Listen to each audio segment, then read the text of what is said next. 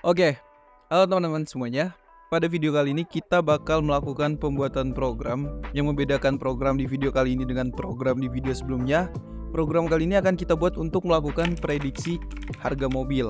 Kalau di video sebelumnya kita membuat program untuk melakukan klasifikasi, di video ini kita bakal buat program untuk melakukan prediksi. Nah, untuk algoritmanya sendiri juga berbeda. Kita akan menggunakan algoritma multiple linear regression. Dan di algoritma ini sendiri juga ada perhitungannya, perhitungan manual, dan perhitungan tersebut sudah saya buatkan di dalam satu video. Nanti videonya bakal saya cantumkan. Oke, untuk flow pembuatan programnya sendiri kita buat beberapa sub poin yang dimana ada import library, import data, data understanding, cleaning data, hingga testing. Oke, langsung aja. Di step pertama, kalian harus melakukan import library terlebih dahulu. Di sini udah saya siapkan, kita akan menggunakan library Pandas, NumPy, Matplotlib, dan juga Seaborn. Kemudian seperti biasa, jika teman-teman belum memiliki library tersebut, kalian bisa install dengan menggunakan perintah pandas seru pip install pandas misalkan. Nah, seperti ini. Tapi kalau misalkan teman-teman udah melakukan instalasi, kalian nggak perlu menggunakan perintah ini lagi. Jadi ini langsung saya hapus saja karena saya sudah melakukan instalasi juga. Kita running yang ini. Oke, udah ya untuk import library yang akan kita gunakan. Kemudian kita harus melakukan import data. Nah, untuk datanya sendiri nanti bakal saya cantumkan di link video. Nah, datanya silakan teman-teman download. Oke, tapi sebelum kita import data, karena datanya berada di dalam drive, jadi ini harus saya koneksikan. Ini saya klik aja seperti ini. Seperti biasa kita koneksikan ke Google Drive. Nah, seperti ini. Oke, ini kita close saja. Sip. Kalau udah kita masuk ke import data. Nah, ini kalian buat variabel df atau data frame, di dalamnya kalian gunakan perintah pd.readCSV. Kemudian kita masukkan path ataupun alamat dari datanya. Nah, di sini saya simpan datanya di dalam file drive saya dengan nama toyota.csv karena kita bakal ngolah data penjualan mobil Toyota. Nah, kalau udah seperti ini, langsung aja kita tampilin datanya. Coba kita lihat terlebih dahulu.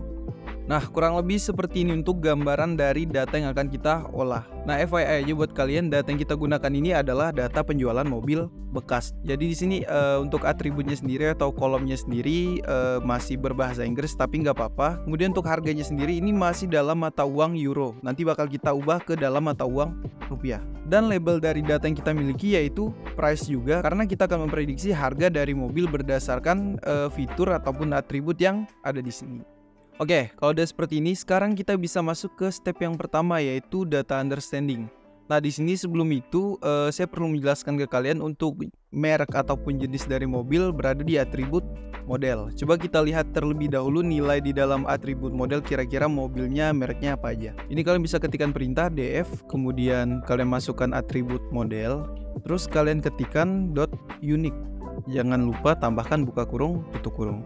Kalau udah langsung di run aja. Nah, kalau misalkan kalian lihat hasil output di sini ada beberapa jenis mobil Toyota, ada GT86, Corolla, Yaris, dan masih banyak lagi. Nah, di sini akan kita lakukan pengolahan dari beberapa jenis mobil Toyota. Nah, ini kalau kita udah mengetahui jenis ataupun model mobil apa saja yang ada di dalam data Toyota, sekarang kita bisa masuk ke step berikutnya. Kalian bisa ketikkan perintah df.info, kemudian buka kurung tutup kurung, kemudian kalian running. Nah, di sini kita akan melihat beberapa informasi ataupun tipe data dari atribut yang kita miliki. Nah, di sini ada beberapa atribut, ada atribut model, tahun, sampai engine size. Di sini kalian perhatikan tipe datanya. Tipe data di sini ada 3 tipe data yang berbeda, yaitu objek, integer, dan float. Nah, karena kita akan melakukan pengolahan data ataupun prediksi harga mobil dan kita menerapkan prinsip machine learning ataupun algoritma multiple linear regression, jadi tipe data yang harus kita gunakan adalah syaratnya tipe data integer ataupun angka. Jadi ada beberapa tipe data objek seperti ini, nanti bakal kita lakukan proses label encoding. Nah, tapi itu prosesnya nanti bakal ada di proses label encoder. Sekarang kita masuk ke step yang berikutnya. Kita akan melihat baris dan kolom dari data yang kita punya. Kalian bisa ketikkan perintah df.shape, kemudian kalian running aja. Nah, oke, di sini kita punya 6.738 baris data dan 9 atribut. Kemudian semua kolom ataupun atribut ini bakal kita gunakan semua untuk melakukan prediksi harga mobil karena makin banyak atributnya makin powerful model yang kita bangun. Oke, kalau udah seperti ini mungkin segini aja untuk proses data understanding, nggak perlu banyak-banyak juga. Sekarang kita bisa masuk ke proses yang berikutnya yaitu cleaning data. Nah, di tahapan ini pertama kita akan melihat data yang kosong, apakah data kita ada memiliki nilai yang kosong. Kalian bisa ketikkan perintah df.isNull, kemudian buka kurung tutup kurung .sum. Kita lihat apakah ada atribut ataupun data yang kosong. Nah, ternyata di sini semua atribut tidak ada nilai yang kosong. Kalau begitu aman, kita bisa masuk ke proses yang berikutnya. Nah, di proses ini kita akan melihat apakah data kita ada nilai yang duplikat ataupun nilai yang sama, karena jika ada nilai yang sama itu akan mengganggu performa dari proses analisis dari data yang kalian punya. Nah, ini kalian bisa ketikkan perintah df.duplicate karena kita akan melihat jumlah data yang sama .sum, masih menggunakan perintah sum. Kalau udah kalian running aja. Oke, ternyata di sini kita punya 39 baris data yang sama dengan nilai yang sama.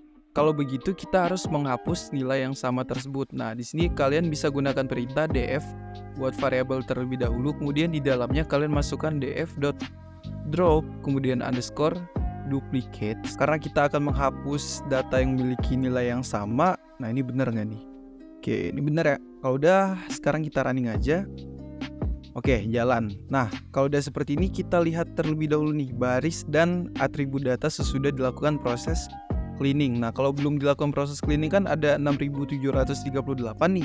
Nah, sekarang kalau udah dilakukan proses cleaning kira-kira berapa jumlah baris data yang kita miliki? Kalian bisa ketikkan perintah df.shape, kemudian kalian running aja. Oke, ternyata jumlah data yang kita miliki berkurang ya. Yang tadinya ada 6700, sekarang berkurang menjadi 6699. Berarti untuk proses cleaning datanya bisa kita bilang udah clear. Oke, next. Sekarang kita masuk ke tahapan ADA ataupun eksplorasi data analis. Nah, di sini kita akan melihat pertama kita akan melakukan visualisasi terhadap nilai correlation dari tiap-tiap atribut. Nah, untuk itu kita akan menggunakan library yang sebentar kita akan menggunakan library matplotlib yang ini untuk melakukan visualisasi. Nah, untuk perintahnya sendiri kalian bisa ikutkan plt.figure, kemudian di dalamnya kalian tambahkan fixed size-nya atau ukuran dari visualisasinya. Di sini misalkan kita kasih ukuran 10,8. Oke, kalau udah seperti ini kita kolaborasikan antara matplotlib dan seaborn sns.headmap. Oke, di sini dalamnya kita masukkan variabel datanya df.correlation. Kita akan melihat nilai korelasi dari tiap-tiap atribut ataupun kolom, kemudian tambahkan anotasinya ataupun anotnya nilai true. Oke, kalau udah seperti ini silakan teman-teman running aja. Oke, di sini error. Kenapa? Karena seperti biasa kita kecolongan lagi typo ya guys. Oke, kalau udah kita running lagi. Nah, udah nampil nih untuk visualisasi dari nilai-nilai correlation tiap atribut. Nah, teman-teman jangan bingung dengan gambar visualisasi ini karena pada dasarnya untuk visualisasi correlation, semakin nilai atribut tersebut mendekati angka 1, maka nilai korelasi dari tiap atribut itu bernilai baik. Nah, kita perhatikan, kita cari nilai yang mendekati angka 1. Nah, ini kalau bisa lihat di bagian sini antara engine size dan price. Di sini nilainya 0,73. Nah, ini maksudnya berarti semakin tinggi nilai yang dimiliki dari correlation tiap-tiap atribut, maka korelasi dari atribut tersebut bernilai baik dan bisa kita lanjutkan untuk proses yang berikutnya. Sebaliknya, jika nilai korelasi bernilai negatif, maka nilai korelasi tersebut, nilai atribut ataupun kolom tersebut tidak memiliki korelasi sama sekali atau tidak ada kaitannya. Nah, simpel aja ya untuk ngebaca visualisasi korelasi. Sekarang kita masuk ke step yang berikutnya. Nah, di step visualisasi berikutnya kita akan melihat jenis ataupun merek mobil pada data Toyota, data penjualan mobil Toyota dalam visualisasi. Kira-kira jenis mobil mana sih yang paling banyak di dalam data yang kita miliki? Nah, untuk perintahnya sendiri sudah saya buatkan. Ini langsung saya paste aja. Kalian bisa pause videonya, kemudian kalian bisa ikutkan perintah yang sudah saya buat. Nah, perintah ini kita gunakan untuk melihat kira-kira model mobil mana sih yang paling banyak terjual dari data yang kita miliki. Nah, kalau udah ini kita running aja.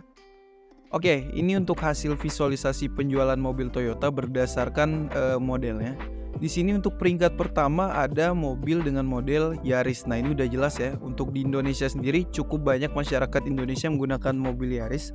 Kemudian peringkat kedua disusul dengan mobil Toyota Aygo. Nah, di sini saya baru dengar nih ada mobil Toyota Aygo. Cuman mungkin jarang digunakan orang Indonesia kali ya. Lebih banyak ke orang-orang di luar negeri. Oke, kemudian peringkat ketiga ada Toyota Auris. Kemudian peringkat keempat ada Toyota CHR. Kemudian RAV4, dan peringkat terakhir ada Toyota Verso S. Ini bener nggak nih Verso S? Harusnya bener ya. Nah, dari visualisasi yang sudah kita lakukan, data yang kita miliki cenderung model yang ada pada data tersebut adalah model mobil Yaris. Oke, sekarang kita masuk ke step visualisasi berikutnya. Mungkin kita akan melakukan visualisasi terhadap harga penjualan dari tiap-tiap mobil. Nah, untuk perintahnya sendiri seperti biasa sudah saya buat juga. Kalian bisa pause videonya, kemudian kalian bisa ketikkan perintah di sini. Simple aja, kita akan melakukan visualisasi terhadap atribut harga. Nah, kalau udah seperti ini tinggal kalian running aja. Oke, untuk harga di sini dia cenderung lebih tinggi di harga berapa ini? 10.000 euro. Ingat ya, satuan harga yang kita gunakan yang ada pada data kita masih mata uang euro. Nanti bakal kita ubah ke mata uang rupiah. Nah, di sini mungkin cenderung di harga 10.000, dan untuk di harga yang lebih tinggi dia masih terbilang ada, cuman sedikit banget. Kemudian untuk di harga terendah dia berada di sini, dan di sini tidak ada angkanya, jadi nggak bisa kita simpulkan nih. Nah, mungkin gini ya untuk tampilan visualisasi dari harganya. Nah, seperti yang saya bilang tadi, karena data yang kita miliki mata uangnya masih euro, maka dari itu kita akan mengubah mata uangnya menjadi rupiah. Caranya gimana? Caranya kalian bisa ketikkan perintah, kita buat variabel terlebih dahulu. Variabelnya misalkan nilai tukar euro ke rupiah misalkan. Nah, kalau udah seperti ini, kita pastikan terlebih dahulu nih, berapa sih kira-kira mata uang euro ke rupiah. Nah, kita pastikan terlebih dahulu. Kalian bisa ketikkan perintah 1 euro, kita lihat to IDR. Nah, ternyata untuk mata uang 1 euro, kalau kita rupiahkan dia di harga 16.974 rupiah. Nah, nilai ini akan kita masukkan ke variabel ini. Nah, nilainya kita masukkan ke variabel ini, kemudian titiknya ini kita hapus saja karena kita akan menggunakan tipe data yang masih integer. Kita tidak ingin menggunakan tipe data yang float. Oke, kalau udah seperti ini, kalian masukkan perintah berikutnya di bawah ini. Nah, kita akan melakukan konversi mata uang euro ke rupiah untuk atribut harga dan atribut tax ataupun atribut pajak mobil. Nah, ini kalian bisa ketikkan aja perintahnya. Kalau udah, silakan teman-teman running aja. Nah, udah ya, udah kelar ya. Coba kita lihat datanya, df.sample, kita lihat 5 sampel data. Apakah atribut harga dan pajaknya sudah berubah ke mata uang rupiah? Coba kita lihat. Nah, berhasil ya. Untuk atribut price dan juga atribut harga di sini udah berubah ke mata uang rupiah. Kalau misalkan teman-teman lihat di sini, tipe data ataupun jenis mobil Yaris harganya adalah 203 juta rupiah dan pajaknya nih mungkin 2.461.000. Oke, kalau udah seperti ini untuk tahapan dari EDA ataupun tahapan visualisasi udah kelar. Sekarang kita bisa masuk ke tahapan berikutnya, yaitu label encoder. Oke, sekarang kita masuk ke tahapan label encoder. Nah, label encoder ini digunakan untuk apa? Nah, label encoder ini digunakan untuk mengubah data yang memiliki nilai ataupun tipe data objek menjadi nilai angka. Karena untuk proses training machine learning, kita harus mengubah data yang memiliki tipe data objek ke dalam angka untuk memudahkan kita dalam proses machine learning. Nah, tapi sebelum itu coba kita lihat kira-kira atribut mana aja sih yang memiliki tipe data objek. Kalian bisa ketikkan perintah df.info, kemudian buka kurung tutup kurung, kemudian kalian running aja. Nah, di sini kalau misalkan kita lihat kira-kira ada 3 atribut yang memiliki tipe data objek. Yang pertama ada atribut model, kemudian ada atribut transmisi, dan yang ketiga ada atribut full type. Nah, di sini akan kita ubah menjadi angka dengan menggunakan fitur label encoder. Nah, ini langsung aja di step pertama. Di sini kita import terlebih dahulu label encodernya dari sklearn. Kemudian di dalamnya kita akan mengubah atribut model, kita kasih M aja, misalkan di sini kita singkat aja, kemudian underscore encoder. Oke, ini kita buatkan seperti ini. Kemudian di dalamnya label encoder. Nah, kita gunakan label encoder. Jangan lupa buka kurung tutup kurung. Nah, kalau udah seperti ini, berikutnya kita akan mengubah atribut mana lagi nih? Transmisi ya, berarti simbolnya T. Nah, kemudian yang ini kita samakan aja. Kemudian yang ketiga kita copy lagi, kita akan mengubah atribut full type. Nah, ini untuk full type mungkin kita kasih nilai F. Nah, udah kelar nih untuk 3 atribut yang akan kita lakukan label encoder. Kemudian kalau udah seperti ini baru kita lakukan proses feed. Nah, untuk proses feednya udah saya buatkan kode programnya. Kalian bisa kopikan aja di sini karena misalkan saya ketikkan akan memakan waktu yang cukup panjang. Nah, di sini kalian bisa pause saja. Kita akan terapkan variabel yang sudah kita buat dan akan kita lakukan feed transform. Nah, kalau udah seperti ini kita tinggal running aja. Oke, udah ya. Coba kita lihat hasil sesudah label encoder. Kita lihat datanya, kalau bisa ketikkan perintah df.sample, kita lihat 5 sampel data aja. Oke, ini kita running. Nah, sekarang untuk atribut model udah berubah ke dalam angka. Nah, ini akan memudahkan kita untuk melakukan proses analisis ataupun prediksi harga. Dan atribut transmisi udah berubah ke dalam angka juga. Kemudian untuk atribut full type-nya udah berubah ke dalam angka juga. Nah, di sini berarti dapat kita simpulkan semua atribut yang kita miliki sudah memiliki tipe data integer. Nah, kalau udah seperti ini untuk proses label encoder kita udah kelar. Sekarang kita bisa masuk ke proses berikutnya, yaitu preparation data. Nah, di tahapan ini kita gunakan untuk memisahkan antara data train dan juga data testing. Untuk data train kita berikan simbol X, kemudian untuk data testingnya bakal kita berikan simbol ataupun huruf Y. Nah, tapi sebelum itu kita bakal melakukan seleksi fitur terlebih dahulu, kira-kira atribut mana aja nih yang bakal kita masukkan ke dalam data train dan juga data testing. Nah, kalian bisa buat variabel features, kemudian di dalamnya kita akan memilih atribut yang akan kita masukkan ke dalam data train. Nah, yang pertama ada atribut model, kemudian ada atribut tahun ataupun year, kemudian berikutnya atribut harga. Nah, harga di sini tidak akan kita masukkan karena dia bakal masuk ke dalam data testing.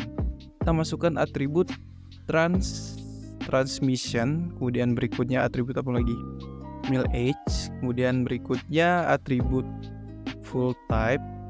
Kemudian kalian ketikkan aja silahkan, kemudian atribut tax ataupun atribut pajak, kemudian atribut MPG, dan yang terakhir atribut engine size. Nah, kalau udah seperti ini, berikutnya baru kita buat variabel untuk memasukkan data train. Nah, ini kalian bisa ketikkan aja X yang huruf kecil aja. Kemudian di dalamnya kalian masukkan data yang kita miliki ataupun variabelnya df.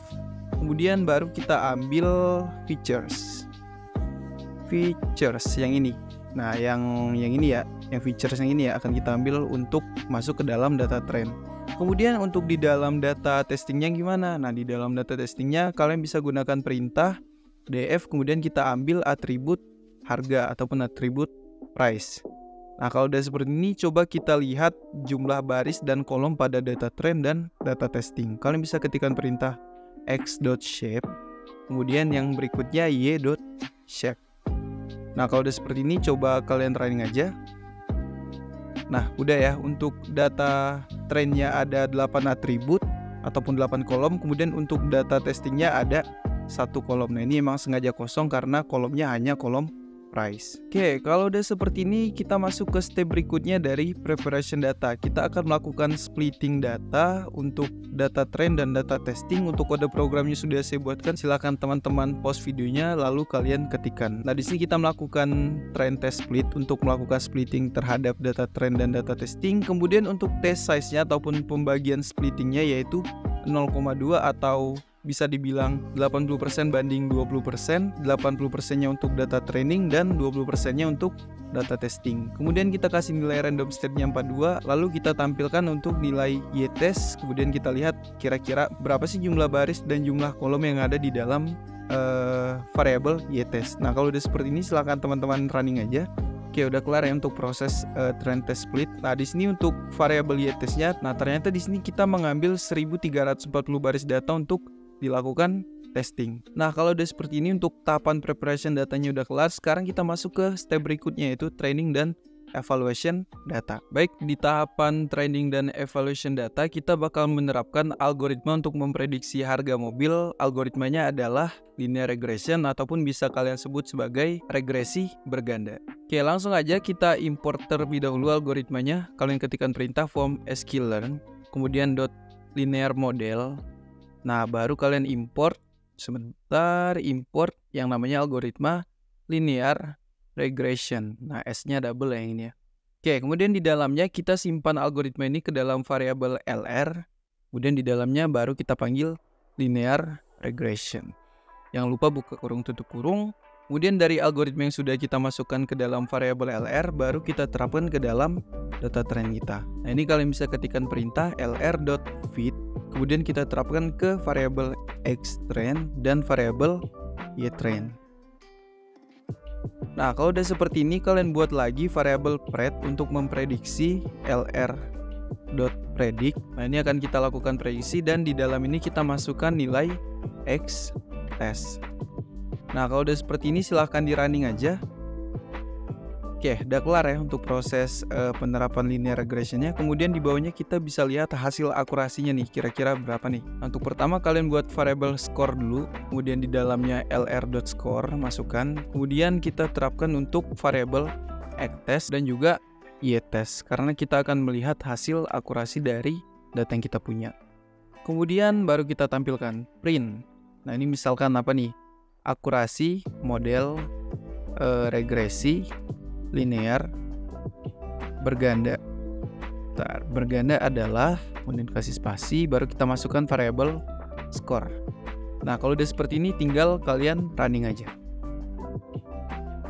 Oke, ternyata hasil akurasi kita menggunakan multiple linear regression ataupun linear regression adalah 79%. Nah, ini masih bisa dibilang cukup efektif, masih bisa kita gunakan untuk memprediksi harga mobil. Sebenarnya untuk nilai ideal akurasi itu harusnya di atas 80%, tapi karena ini masih berada di bawah 80% dan bedanya tipis, ini masih bisa kita toleransi lah ya, masih aman lah untuk memprediksi harga mobil. Nah, kalau udah seperti ini kita tampilkan satu lagi evaluasi untuk melihat hasil pelatihan data kita. Nah, evaluasinya udah saya ketikkan programnya, tinggal kalian pause aja videonya dan ketikkan ulang di komputer kalian. Kita akan melakukan import matrix dari library sklearn, kemudian kita akan melihat nilai MAE, kemudian MSE dan RMSE. Nah, kalau udah seperti ini kita running aja. Nah, untuk nilainya kurang lebih seperti ini, silahkan teman-teman baca aja. Ini lumayan penting juga, tapi di sini kita akan berfokus ke akurasinya saja karena akurasi juga udah cukup sih harusnya buat memastikan bahwa model yang kita bangun sudah efektif ataupun powerful. Oke, clear ya untuk tahapan training dan evaluation datanya udah kelar. Sekarang kita masuk ke tahapan terakhir yaitu testing. Nah, di tahapan ini kita akan melakukan testing dari sampel data yang kita punya. Kemudian dari sampel data yang kita punya akan dilakukan prediksi berapa sih kira-kira harga mobil berdasarkan fitur dari sampel data tersebut. Nah, karena kita sudah melatih model machine learning, jadi kita bisa memprediksi harga mobil tersebut dari sampel data yang kita punya dengan mudah. Oke, langsung aja di sini kita buat sampel data terlebih dahulu. Kalian buat variabel input data, kemudian di dalamnya kalian buat kurung kurawal. Kemudian ini kalian enter aja. Misalkan pertama kita masukkan atributnya, modelnya apa nih? Misalkan kita akan memprediksi model mobil Yaris ya misalkan ya. Oke, kemudian di bawahnya atribut transmisinya. Transmissionnya ini kita kasih misalkan automatic ya, automatic. Nah, perhatikan di sini data di atribut model ini memiliki satu space, jadi teman-teman silahkan tambah satu space kosong di sini. Kemudian berikutnya full type-nya kalian kasih nilai full type-nya kita gunakan apa nih misalkan petrol. Nah, ini karena atributnya banyak jadi videonya akan saya percepat aja.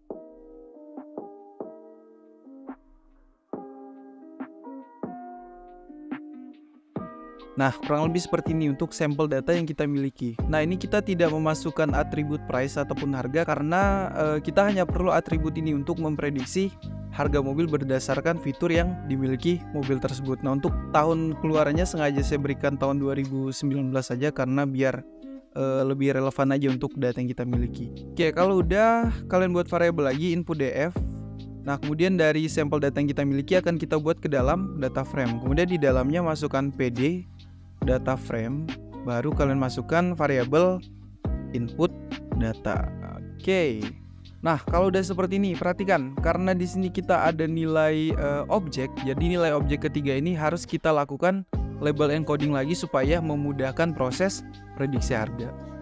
Nah, ini untuk kode programnya sudah saya buatkan, silahkan teman-teman ketikkan aja. Di sini udah saya buatkan untuk melakukan label encoder terhadap 3 atribut, yaitu atribut model, transmission, dan juga full type. Oke, kalau udah coba kita tampilin datanya, input df, kita lihat datanya. Oke, udah ya, sekarang datanya udah berubah ke dalam data frame, kemudian data yang memiliki tipe data objek ini seperti model, transmission, dan juga full type sudah kita ubah ke dalam label encoder. Oke, kalau sampel datanya sudah kita buat, sekarang baru kita lakukan prediksi terhadap sampel data yang kita miliki. Kira-kira berapa sih harga mobil Yaris berdasarkan fitur yang dia miliki. Nah, kita langsung aja ketikkan perintah di sini, kita buat variabel prediction. Kemudian di dalamnya masukkan perintah lr ataupun variabel lr.predict. Baru kita masukkan di dalamnya variabel input df yang ini, variabel sampel data yang udah kita buat, input df. Kemudian di bawahnya lagi prediction buat variabel baru, format pt-nya double, kemudian di dalamnya round. Nah, ini kita akan gunakan untuk nih ketikan perintah prediction indeksnya 0, kemudian tambahkan nilai 2. Nah, nilai 2 ini kita gunakan untuk membulatkan angka. Jadi nilai prediksi di belakang komanya hanya ada 2. Kenapa hanya ada 2? Karena misalkan kebanyakan bakal sulit untuk membaca harga mobil tersebut. Nah, kalau udah seperti ini baru deh kita tampilin berapa sih kira-kira harga mobil Yaris tersebut. Nah, ini kalian tinggal ketikkan estimasi harga mobil, kemudian kasih strip, masukkan mata uang Rp ataupun rupiah. Nah, ini baru kita masukkan variabel prediction.format. Nah, seperti ini. Nah, kalau udah seperti ini tinggal teman-teman running aja. Oke, ini error. Kira-kira errornya di mana nih? Oke, setelah saya cari tahu ternyata error ini terjadi gara-gara sampel data yang kita miliki posisinya atau urutannya tidak sesuai dengan fitur yang kita latih. Nah, yang ini. Jadi solusinya kita harus menyesuaikan input sampel data dengan data train. Nah, ini contohnya kita copy aja di sini. Akan kita sesuaikan contoh input datanya di sini. Yang pertama ada model, udah benar. Kemudian yang kedua ada tahun. Nah, tahun ini kita taruh di sini aja.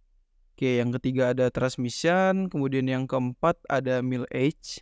Mil age yang ini kita cut, kemudian kita taruh sesudah transmission, Nah, ini kita hapus saja, rapiin. Kemudian ada full type. Habis mil age ada full type, udah benar. Kemudian ada tax, ada MPG, dan ada engine size. Nah, kalau udah seperti ini tidak akan kita gunakan lagi. Ini kita hapus saja karena hanya sebagai patokan. Nah, kalau udah ini coba kita running ulang dari bagian input datanya, kita perbaiki. Oke, udah bener ya bagian ini. Baru kita coba running bagian prediksi harga. Oke, udah bisa nih sekarang. Nah, ternyata dari hasil sampel data yang kita miliki dengan model mobil Yaris, harga prediksinya adalah Rp263.598.000. Nah, ini untuk harga mobil Yaris. Coba misalkan mobilnya kita ganti jadi modelnya misalkan Corolla misalkan. Tahunnya kita ganti 2016, misalkan ini kita ganti manual. Dan yang lainnya kita biarkan aja, kita ganti ketiga atribut ini aja. Apakah harganya masih sama atau malah justru berbeda? Coba ini kita running lagi. Oke, kita prediksi harga mobil Corolla, coba kita running lagi. Nah, di sini ternyata harganya malah beda. Nah, di sini malah lebih murah ya. Yang tadinya mobil Yaris 260 juta, sekarang untuk mobil Corolla harganya 240 juta. Nah, ini banyak faktor penyebabnya, bisa dikarenakan tahunnya yang lebih rendah dan juga bisa dikarenakan transmisinya yang manual. Nah, teman-teman silakan explore sendiri untuk sampel data yang kalian buat. Kalian bisa masukkan model mobil yang lain, contohnya mobil Toyota Aygo dan mobil apa aja. Yang penting mobil tersebut ataupun model mobil tersebut masih terdaftar di sampel data yang kita punya. Oke, mungkin segitu aja untuk video prediksi harga mobil menggunakan algoritma multiple linear regression. Semoga video ini bermanfaat buat teman-teman yang lagi belajar data science, machine learning, dan juga yang lagi skripsi. Kita ketemu lagi di video selanjutnya. Bye-bye.